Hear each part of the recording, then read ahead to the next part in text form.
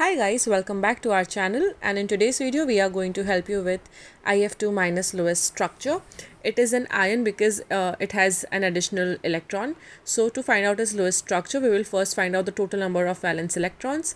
Here iodine has 7 valence electrons and even fluorine has 7 valence electrons. Plus we cannot forget about this additional electron over here.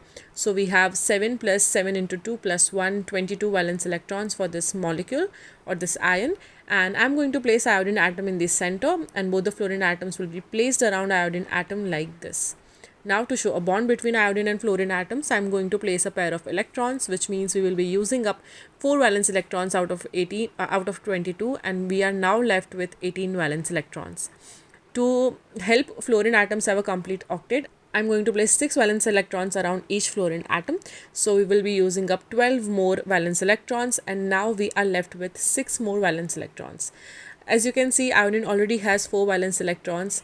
We can add 4 more. But the trick is we can add actually all 6 of them, because iodine can have expanded octets and it can accommodate more than 8 valence electrons in its outer shell.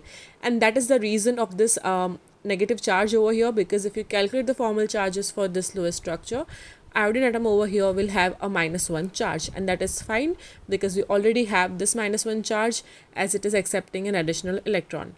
So this is a Lewis structure of IF2 minus. Do not forget to put brackets around the Lewis structure of ions and also mention its charge. Here it is -1, so I'm only going to place a minus charge over here.